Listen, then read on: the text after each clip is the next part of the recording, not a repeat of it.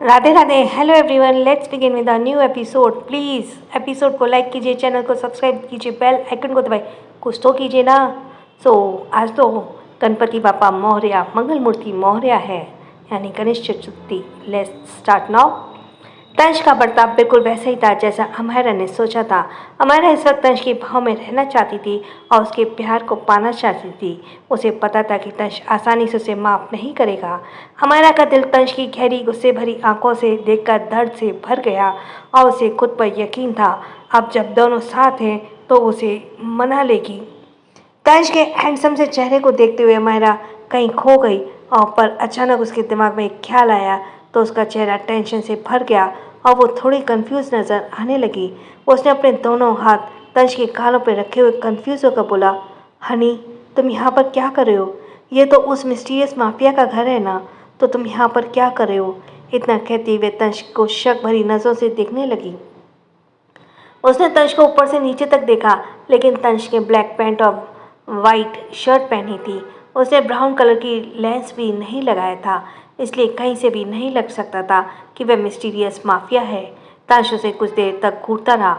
उसके दिल के जज्बात बेकाबू होकर बाहर निकलना चाहते थे, मगर तंश ने उसे अपने उन जज्बातों को पत्थर दिल में कैद करके रखा था। वह अमायरा को देखकर वैसे रिएक्ट नहीं कर रहा था जैसे उसे करना चाहिए था, मगर अंदर ही अंदर उसके बेबी और अमायरा के साथ होने से वह रिलैक्स था।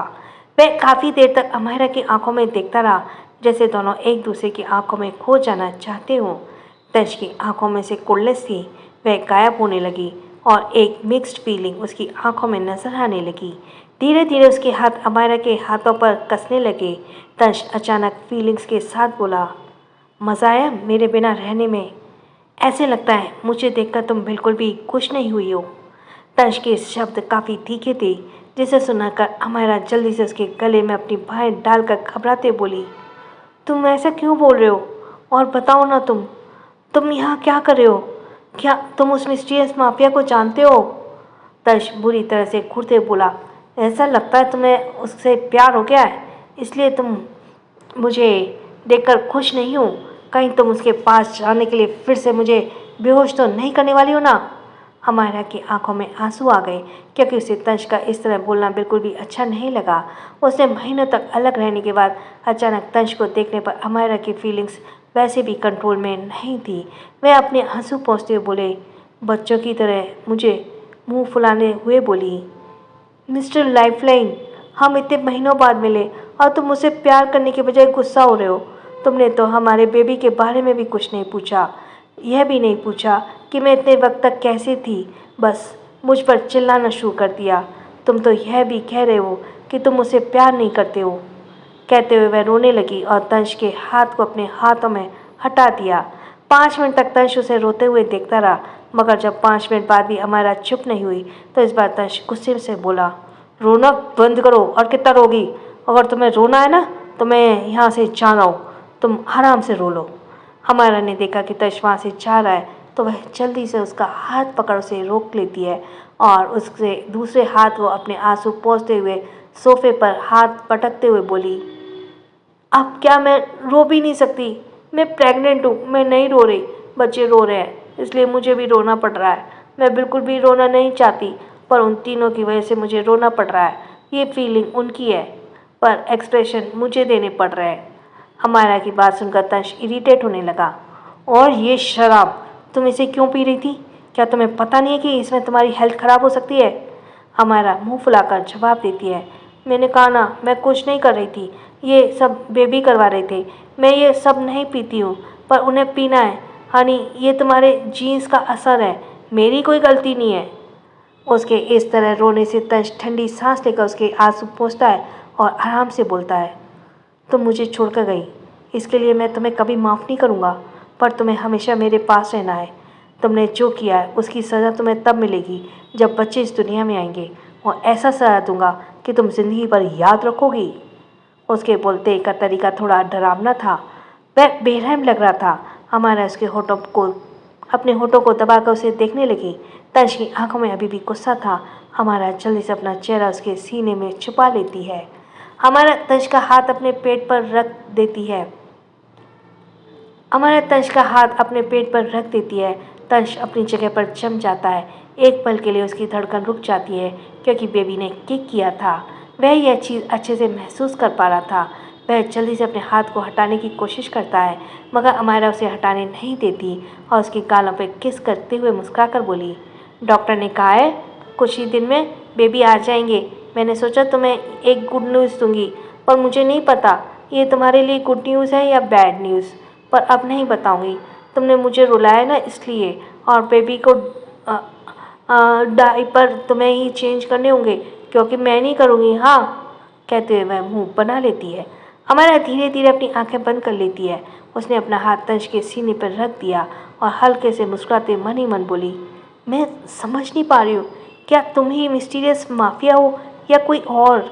मैंने तुम्हें तभी पहचान लिया था जब मैं भागी थी और तुमने मुझे ज़बरदस्ती पकड़ कर ले आए थे। कोई और होता तो मुझे ज़रूर टॉर्चर करता, पर तुमने ऐसा नहीं किया। तुम्हारी नाराज़गी भी मैं ज़रूर दूर कर दूंगी। इतना कहते हुए अपना चेहरा उसके गले में छुपा लेती है। हमारा इसलिए कंफर्म नहीं कर पा रही थी तंश मिस्टीरियस माफिया है क्योंकि उसने उसकी एक झलक देखी थी। उस वक्त तंश बहुत बेरहम था। उसने गर्म सांसों को अपनी गर्दन पर महसूस करते ही तंश अपनी मुट्ठी को बंद कर लेता है। उसकी आंखों में गुस्सा दिख रहा था मगर एक बार अपनी आंख बंद करके दोबारा खोलने पर वह नॉर्मल लग रहा था। तंश ने अमायरा को गोद में उठा लिया और वहां से निकल गया। कुछ ही देर में वह अमायरा को लेकर अपने प्राइवेट विला में पहुंच गया। उसने वहीं एक मिनी हॉस्पिटल बना रखा था। तनिष शुगर के साथ आ गया।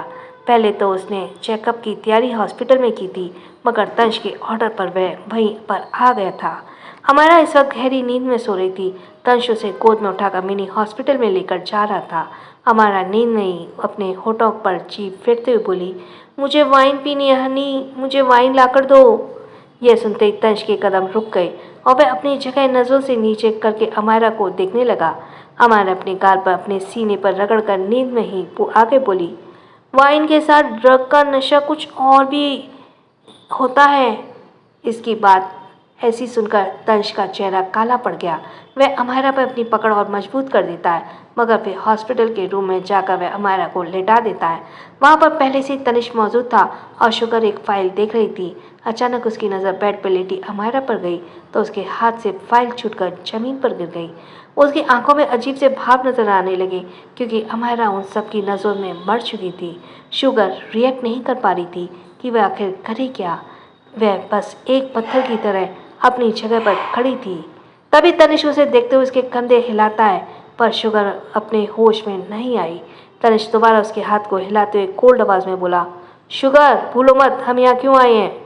शुगर एकदम से अपने होश में वापस आती है। उसने हकलाते हुए कहा, मायरा जिंदा है। मैं इसके आगे उसके शब्द नहीं निकले।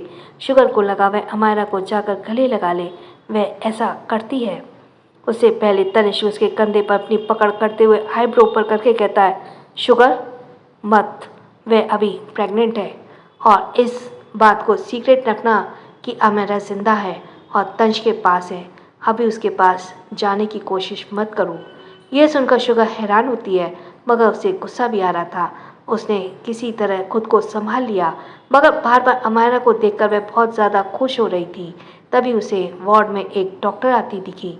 वह तनिष की जूनियर डॉक्टर थी। तनिष के कहने पर वह अमायरा का इलाज करने आई थी और इन सबको देख रेख तनिष कर रहा था ताकि कोई गड़बड़ न हो। तनिष बिना भाव के खड़ा था। उसने इस लेडी डॉक्टर को घूरते हुए कोल्ड आवाज़ में कहा, इसका चेकअप करके मुझे इन्फॉर्म करो कि आखिर वह इस हालत में नशा क्यों करना चाहती है। मुझे जानना है कि क्या उसकी बॉडी में किसी भी तरह का नशा है या ड्रग है। तंश यह सब कहते हुए अमायरा की बातों को याद कर रहा था जो थोड़ी देर पहले अमायरा उसे कह रही थी, ड्रग टेस्टी होता है। तंश की डोमिनेटिंग पर्सनैलिटी के कारण वह जूनियर डॉक्टर बहुत दबाव महसूस कर रही थी। यह देखकर तनिष ने अपने गले को साफ करते हुए कहा, मेरे साथ बाहर आओ। मगर तनिष नहीं गया। उसने कोल्ड आवाज़ में कहा, क्यों? तनिष आराम से बोला, डॉक्टर यहाँ पर है, उसे चेकअप करने दो। मगर तनिष ने साफ मना कर दिया। वह हमारे के पास ही खड़ा रहा। तनिष इस पर अपने गुस्से को रोक नहीं पाया और तनिष के हाथ पकड़ बोला, डॉक्टर इसका चेकअप कर देगी तो मेरे साथ आओ, तुम्हें भी आराम की ज़रूरत है। पर तनिष्क उसकी बात को इग्नोर कर देता है। इस पर तनिष्क भड़कते हुए बोला, खुद की हालत देखी है तुमने? अगर तुमने खुद का ध्यान नहीं रखा तो तुम्हारी जान जा सकती है। तुम्हारे इंटरनल ऑर्गन्स धीरे धीरे डैमेज होना शुरू हो चुके हैं। कहीं तुम यह तो नहीं चाहते कि तुम्हें शराब ला कर दूँ और तुम मज़े से पीकर अपनी तबीयत को और ख़राब करो? तुम्हें इस वक्त खून की भी ज़रूरत है।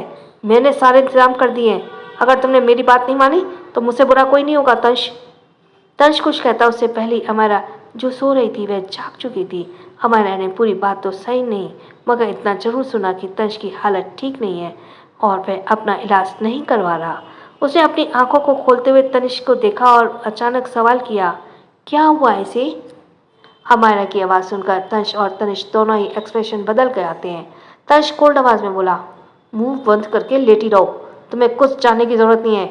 तनिष्क उसे साइड में करता है और अमायरा के पास जाकर कहता है, इसे इलाज की ज़रूरत है मगर ये अपना इलाज नहीं करवा रहा है। यह चाहता है कि तुम्हें दर्द हो इसलिए खुद को टॉर्चर करता रहता है।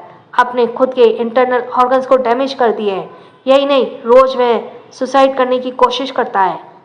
तंश गुस्से से तनिष्क को दूर करते हुए बोला, शट अप, वह मेरी वाइफ है। मैं चाहे जो करूं, तुम कोई नहीं होते बोलने वाले। अगर एक शब्द और कहा तो मुझसे बुरा कोई नहीं होगा। तनिष्क हंसते हुए गुस्से में बोला, क्यों?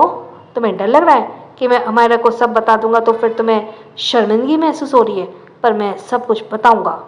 इतना कहते हुए अमायरा को देखता और आगे बोलता है, तुम जिस ब्रिज पे कूदने वाली थी ना, वह वहाँ रोज जाता है और रोज अपनी कलाई। उसके शब्द पूरे भी नहीं हुए थे कि तनिष्क टेबल के पास रखा पानी का जग उठाकर तनिष्क की ओर फेंक देता है मगर तनिष्क जल्दी से हट जाता है। तनिष्क उसे उंगली दिखाकर एक एक शब्द पर जोर देते हुए दांत पीस कर बोला, शट अप, एक शब्द भी कहा तो मैं जान से मार दूंगा। इस वक्त वह गुस्से से कांप रहा था। ऐसा लग रहा था वह अपनी लिमिट तक पहुंच चुका है। उसके माथे की नसें भी फूल रही थी मगर इतना ज़्यादा गुस्सा करने के कारण उसने सर में बहुत दर्द होने लगा और उसे थोड़ा सा चक्कर आ गया। उसने किसी तरह खुद को संभाल लिया था। यह देखकर तनिष्क हंसते बोला, खुद की हालत देखो ज़रा, तुमने थोड़ा सा ही गुस्सा किया मगर तुम्हारी हालत खराब हो गई। अमायरा सब कुछ देख रही थी। उसका चेहरा पीला पड़ गया। वह सच में डर गई। अगर तनिष्क की हर बात सच है तो तनिष्क ने ऐसा क्यों किया? उसने खुद को इस हाल में क्यों पहुंचाया? जबकि उसने साफ कहा था कि वह उसका इंतज़ार करे, वह वापस आएगी। फिर उसने क्यों खुद को नुकसान पहुंचाया? तनिष्क की हालत के बारे में सोच सोच कर ही अमायरा की आंखें लाल हो गई। उसने अपना दम घुटता हुआ महसूस हो रहा था। वहीं तनिष्क की बिल्कुल पसंद नहीं था कि कोई उसे कमज़ोर समझे या उस पर दया करे। उसे ऐसे महसूस हो रहा था कि रूम में मौजूद हर कोई उसे दया भरी नज़रों से देख रहा है। वह गुस्से में आकर फ्लावर वास को उठाकर जमीन पर फेंक देता गुस्से से बोला, अगर किसी ने मुझे इन नज़रों से देखा और की हिम्मत की तो मैं सबको मार दूंगा। उसका गुस्सा देखकर हर कोई डर गया। अमायरा एकदम से अपने ख्यालों से बाहर आई। उसने देखा कि तंश को फिर से पैनिक अटैक आ रहा है। उसने माथे की नसें ऐसी दिख रही थी मानो किसी भी वक्त उसका ब्रेन डैमेज हो सकता है। तनिष्क परेशान हो गया। वह उसके कंधे पे हाथ रखकर उसे शांत कराना चाहता था मगर तनिष्क उसे खुद से दूर कर देता है। वह पीछे हट गया। इसी का फायदा उठाकर अमायरा जल्दी से उसकी ओर बढ़ते हुए हाथ को पकड़ लेती है और तनिष्क को अपनी तरफ खींचकर गले लगा लेती है। तनिष्क जल्दी जल्दी सांसें ले रहा था। उसकी नाक एकदम से लाल हो गई थी। अमायरा उसकी पीठ पर हाथ फेरते हुए घबरा कर बोली, रिलैक्स, तुम्हें कोई भी दया भरी नज़रों से नहीं देख रहा है। प्लीज़ शांत शांत हो जाओ। हम सब तुमसे प्यार करते हैं इसलिए तुम्हारी फिक्र करते हैं। मुझे पता है तुम्हें लग रहा होगा कि यह सब झूठी फिक्र है। मैं जानती हूँ कि बचपन में तुम्हें ऐसा लगता आया है कि पूरी फैमिली तुम पर दया दिखाती है और झूठी फिक्र करती है, इसीलिए तुमने घर छोड़ दिया था। पर ऐसा नहीं है। ये फिक्र तुम्हारी ओवर थिंकिंग है। मैं यह नहीं कहूँगी कि तुम हर वक्त ओवर थिंकिंग करते हो, पर इस वक्त मुझे इतना ज़रूर पता है कि ना तो भाई और ना ही मैं तुम्हें दया भरी नज़रों से देख रहे हैं। हमें तुम्हारी फिक्र है मगर मुझे पता होता कि तुम खुद के साथ ऐसा करोगे तो उस वक्त मैं तुम्हें भी अपने साथ लेकर नीचे कूद जाती। भले ही हमारे साथ कुछ भी होता पर कम से कम तुम ऐसे पागलों जैसी हरकतें करके खुद को नुकसान तो नहीं पहुंचाते। हमारा धीरे धीरे उसके बालों को हाथ चलाने लगी और उसके माथे पर किस करने लगी। इस प्यार भरे स्पर्श के कारण तंश ने अपनी बॉडी ढीली छोड़ दी। उसके सर में बहुत दर्द हो रहा था और वह अपनी आंखें बंद कर लेता है। 5 मिनट बाद जब अमायरा को उसकी बॉडी ढीली महसूस हुई तो उसने जल्दी से उसके चेहरे को देखा।